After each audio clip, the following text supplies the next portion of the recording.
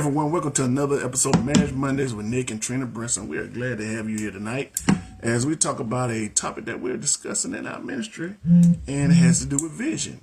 And we're going to talk about it and make it, apply to your marriage tonight. So, as we continue to go along with this message, always like and share and do everything that you can to get this message out for us. So with that being said, you got anything you want to greet the people with? Well, we're representing Crown Kingdom Cultural Center, and most of you know that, but I imagine there may be someone watching who didn't know that. So we are trying to make sure we got enough light. It's kind of dark. So Crown Kingdom Cultural Center is the church ministry that we're connected to, and we are the marriage ministry directors. And so we're here to help serve your marriage, to give you some tools so that you can function in your marriage stronger than perhaps you have in the past.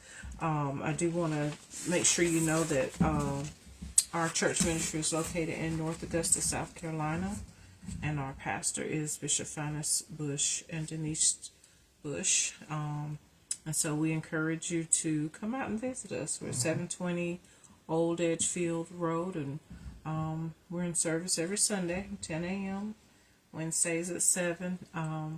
And this month, matter of fact, next Sunday, we'll have Founders, November 17th.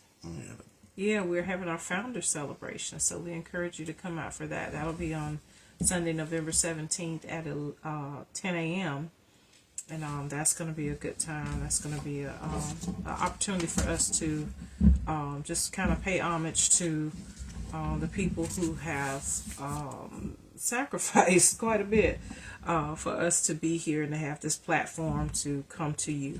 So anything you can do to help support them, whether it's a financial contribution or coming out to the service with us, or just even giving a little shout out or some level of appreciation for their life's work, because that's what that's the platform we're coming to you on. Mm-hmm. And you can't forget about the banquet. Well, I don't know if it's too late to get a ticket now, but we are having a banquet 70. You have to contact us. The banquet's going to be a big deal. It's this Saturday. It's a formal event with professional comedian Akintunde Warnock. And I think his nephew. There'll be two comedians. 6-course meal. It's going to be really nice. Mm-hmm. So if you're interested, you can connect. I'll see if I can get you a ticket. It's kind of late. Tickets are $65 and $25 for kids, but I'm sure we could work it out if you really want to come. We'll make it work. So, all right, you ready to talk about vision? All right. Well, let's discuss vision tonight. What is vision? What has Bishop been teaching us about vision? Okay, go ahead. You want me to say something on that? Yeah. For the years we've been attending Crown, which has been 16 years. About 16 years, something like that. We've heard a lot of teaching on vision, and a definition that I think Bishop Bush has kind of coined is that a vision is a clear mental image of a foreseeable future. Mm-hmm. And the source of that image is God. So it's basically God letting you know in general what the plans are for your life. And one thing about a vision is the more you spend time with it, the more it unfolds to you. The more God gives you more detail about it, the more you come to understand, the parts of that vision and how you can be a part of having that vision come to pass. You have to do the work. God gives it to you, but if you don't do anything with it, it stays in seed form. He doesn't force it on you, but he can give you a vision. But if you never asked, you might not even have a clue what you're supposed to be doing with your life. So it really starts there, is consulting God and really going to God to see what God has planned for you. So I guess if you don't have that step covered, that's the place to start, is what does God want you to do with your life? What's your purpose? What were you created for? Mm-hmm. Everybody has a purpose in being here and for your time here in the earth. And what you don't want to do is to spend all those years here in the earth and then miss the purpose that you were sent here for. All right. And like you were saying, it does give you direction. give you a directional focus on what you need to do in life. Because without a clear vision, you could be led astray. You could be led to do anything. If you don't know where you're going, anybody can lead you anywhere. Anywhere will do. Yeah. So you have to have a clear mental image or a picture given to you by God through prayer, and so that you can know where to focus your efforts, your prayers, and your energy. Because you don't want to waste energy focusing on something that does not apply to you, something that God didn't give you. That's called a waste of time, and you don't want to do that. And you want to be when you have a right image or a right focus on your vision, it's motivating to reach the vision that you have been given by God. You just have to continue to move forward. Setbacks or lessons, they're not failures. Just continue to move forward in the vision that God has set for you. I want to emphasize too that when we're saying energy, we're not using the trendy term energy. We're talking about putting your effort. Effort, yes. Yeah. I mean, real energy. I ain't talking about no spiritual energy. I mean, we not. Your real effort. Yeah. You working. Your time. Mm-hmm. Yeah. Your work. Right. What you do with your time, with the literal energy that you have. Where are you spending that energy? Are you using it to advance towards vision, or are you just wasting it? Or using it to help somebody else fulfill their vision that maybe you shouldn't even be connected to? I made that point to some of the kids on Sunday when we were doing youth church.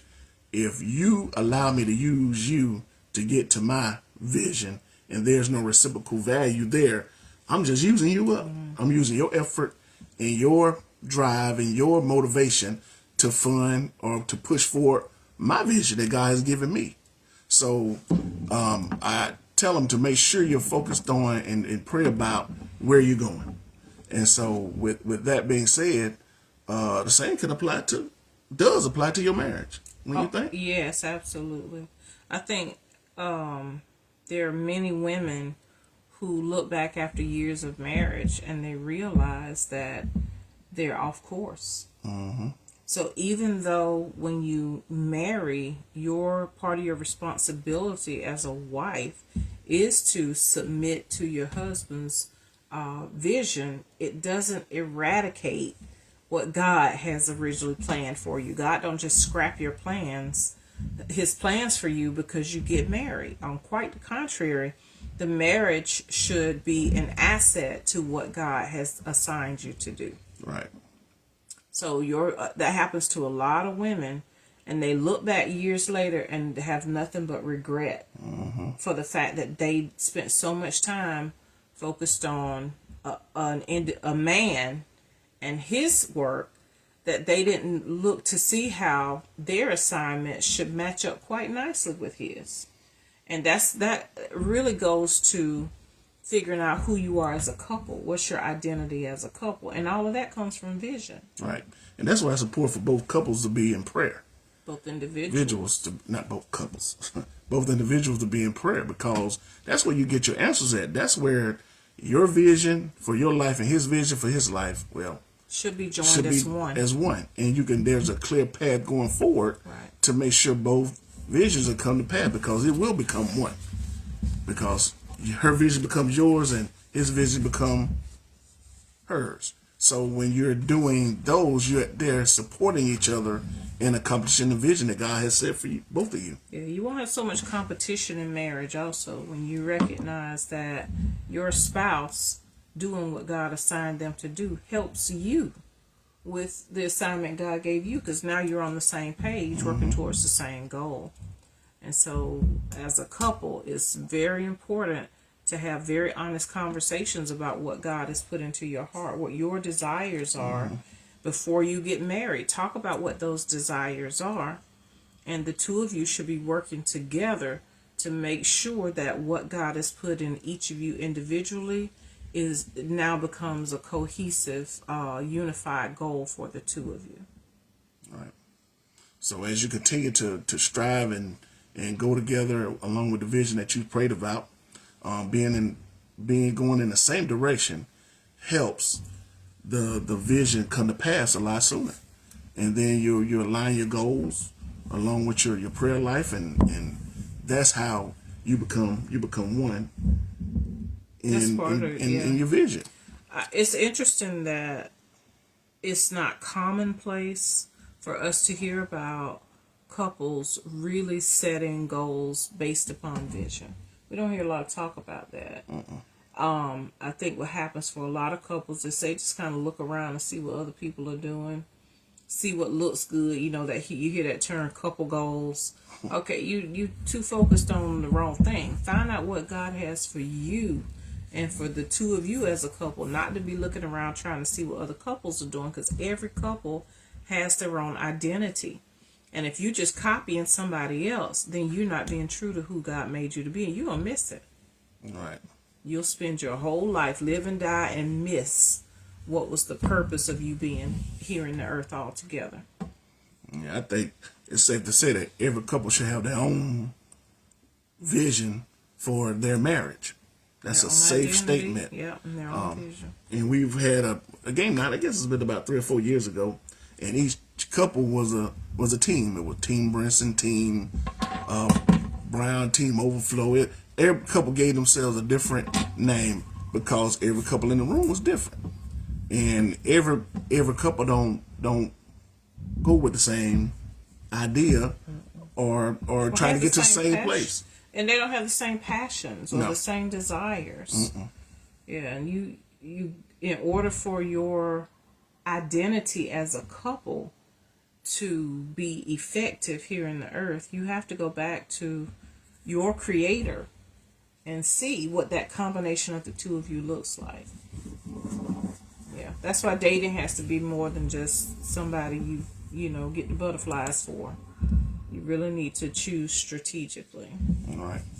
And so, as a young couple, you have the seed in that relationship for that vision to grow into something beautiful one day.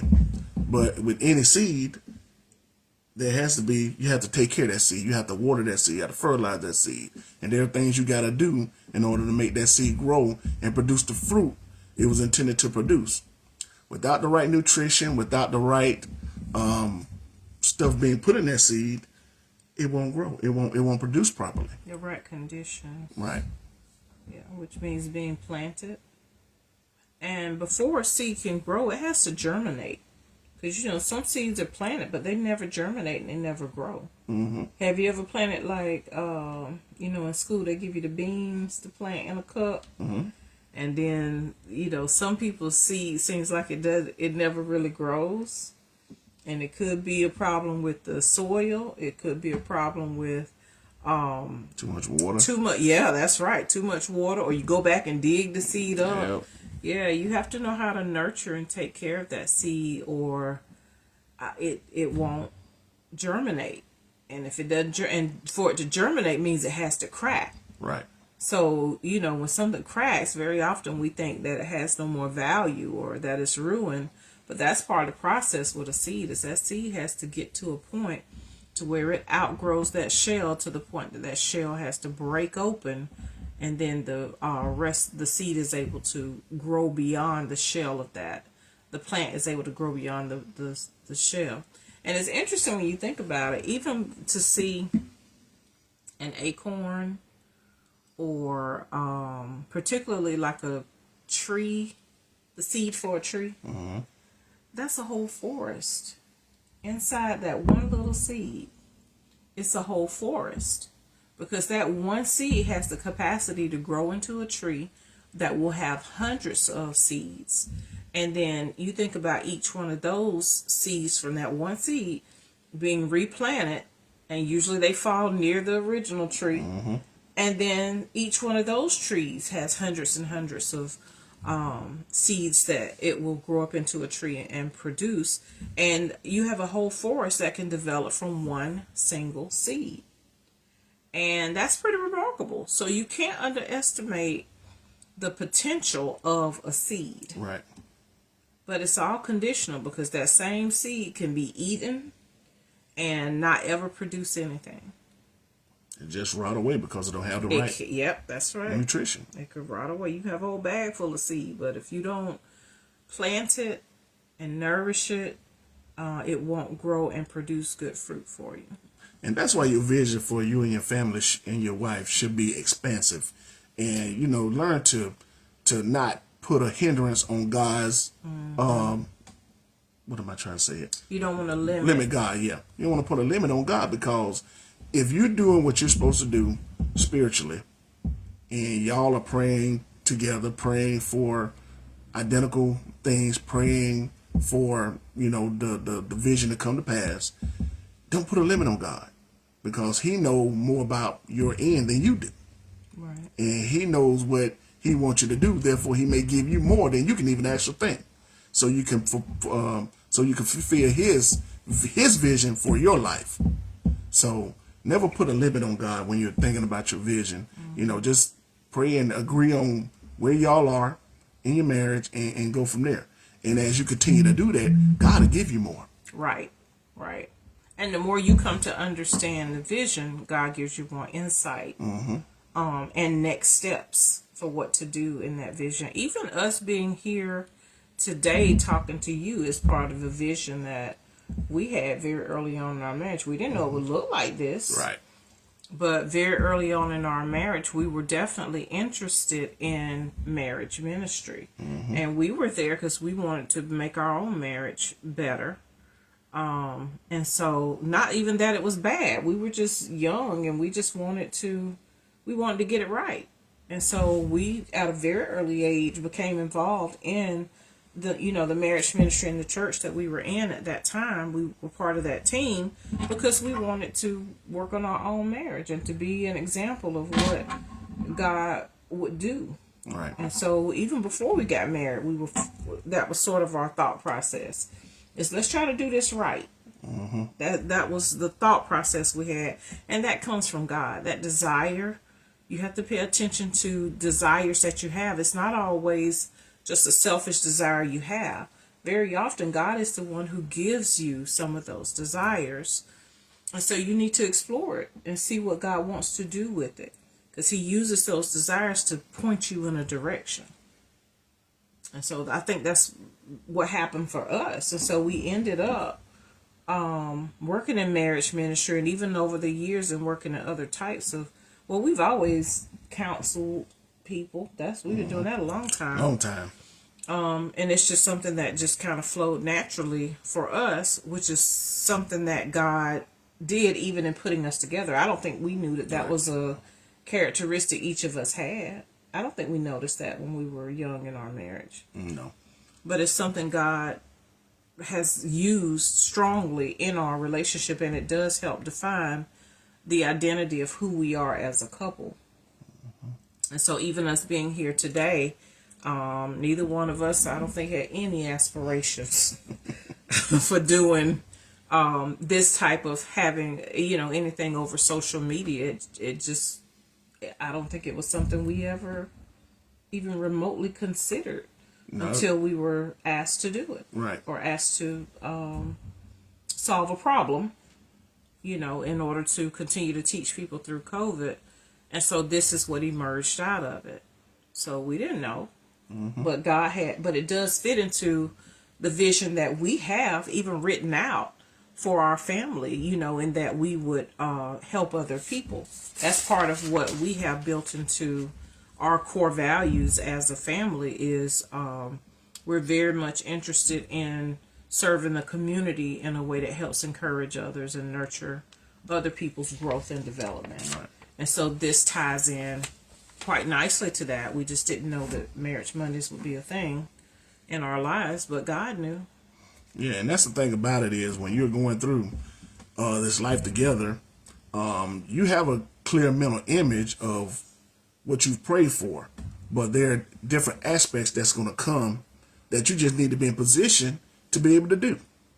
You just, we can't conceive or perceive everything that's going to come to us, but we have a clear mental image of what we want to do, which was help couples get better in their marriage. Now, what comes along with that, God has put in our path to kind of let us make it better. He's added things to make what we do better. And this is one of those things he's added was this platform right here. And, other things is, my wife has gotten her degree in counseling, can make things better. And we just continue to move along this journey, in this path, based on how God has directed us. And we just keep on going. It's not an aimless thing. It's not something that we just sit back and say, okay, I'm just going to let God do what God do. No, we got to do something. We got to have some action. Yeah, right. Yeah. Move in faith. Yeah. Because even like the counseling certification, it's not something I like spend a whole lot of time thinking about. It's just that when God said, that's what you need, do that, I just followed suit and did it. And it was a great blessing to me through, at the time, through Victorious Living Bible Institute out of Waycross, Georgia, which was a great blessing to me. And then to even look back with the School of Ministry, the F. Bush School of Ministry, God knows I didn't know I'd be doing that. So, I mean, God always has a plan, and all of it still ties into the identity. I've always known I'm a teacher, and that has shown up in my life in different ways. And I think the same for you. When you look at even, sports that you did in college, or you've got a history of things you've done as well, that teaching has always been a part of your life. And so it's just that God knows. So when we tap into vision, it allows us to have some direction, and it helps to guide our choices. It helps to kind of let you know what's a yes and what's a no. It gives you a gauge for making that decision. Yep. It also keeps us spiritually aligned too, so we don't go outside of what each other's doing to continue our path in this vision. Because if we're listening to two different preachers and we're going to two different churches, we're not getting the same information, that can get confusing. I mean, I'm not saying you shouldn't go to another church, but if you're married, it's a pretty good idea to go to the same church and get the same information. If you decide to leave, y'all decide to leave together. But the information you receive needs to be the same thing, so y'all can stay spiritual aligned based on the vision that God has given you. So continue to encourage one another in this journey, because one may be tired. One may actually get tired of going down this track, but you got to learn to pick the other person up if they do get tired in that, in going through the vision or trying to reach where God is sending both of you. So, and just a side note, we've written our vision out as a family. We've also got a mission statement, and we did it as a family. My wife and my two girls, and we did this as a collective group, and we came up with a shared document that everybody agreed on, and it gives us direction and where we're going as a family. So I would encourage you to get into trying to write a vision for your family. Understand what vision is and get into writing that vision for your family. So, you got anything else? I don't think so, unless you want me to read. But they ain't got to know our vision. They need to do it themselves. I ain't trying it's the truth. I do want to say our vision statement is not super complicated. Like someone else might choose to write a vision that has layers and layers of goals and steps, a lot more detailed. Ours is a broad statement. You can see that. That's just a broad statement. So we have our mission and our vision, and then of course we have our core values, and we actually use our last name as an acrostic. That's a teachery term I learned, but it's where you take the first letter, each letter of your last name, and you use that letter to make a statement about what your core value is. So like B might be blessed, and then we had a scripture and a statement saying that we are blessed and highly favored, and so then we'll go to R for Brinson, BRINSON, and so each letter allows us to think about and to decide what our core values are. And that helped us to come up with that mission statement. I do want to read it though, because I feel like it's a good example. Why you don't want to know our vision statement? I don't think it's really private. Okay, y'all see my face on. We just real here. Right. So I think it'll just give you an idea But our vision statement is that the Brinsons will serve the only true and living God by prioritizing family first, being good stewards over our health, finances, time, and talents, and by giving of our resources for promotion of the kingdom of God, with a strong legacy left by each generation until the return of Jesus Christ. And so it's a single sentence. And for us, that's what we chose to do, is to do a vision statement that was one complete sentence, really telling about what we do and who we are. That's really what it is. It's a statement about who we are, and it encompasses those core values that we have of giving, of supporting the kingdom of God, making sure we're serving the one true living God, what our priorities are, being good stewards. All of those things are embedded in that vision statement. And we keep it in front of us. We have it on paper, several places throughout the house. Everybody in the family has it in a Google document. We refer to it from time to time. And sometimes we make plans within our family centered around what our vision statement is and what our core values are. And one thing I want to say, it's not that our kids had to agree with it, but they helped because they were teenagers both at the time. They were able, and believers, they were able to talk to us about what they see within our family as core values that already exist. So they helped contribute, but the two of us wrote the documents together and then gave it to them. So it's not that we had to agree upon it. I just wanted to clarify that, because you and I made that decision, but they did contribute to it, and I do feel like they were an important part of this. Oh yeah, they had a significant input in it now. Developing it, yeah. But ultimately, it came from God. That's what God led us to do. So, and it's been a valuable document in our family. So we keep it in front of us. Okay.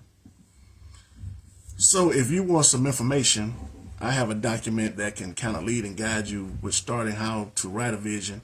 If you want to leave your name and your email address in the comments, I will send you that document if you want it.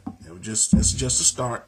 I mean, you may have to get some more input especially from your family. Y'all get together and write it together on one accord. So with that being said, you got anything else you want to know about it? With that being said, we appreciate y'all being here with us tonight. From the lady and the coach. We love y'all. Good night.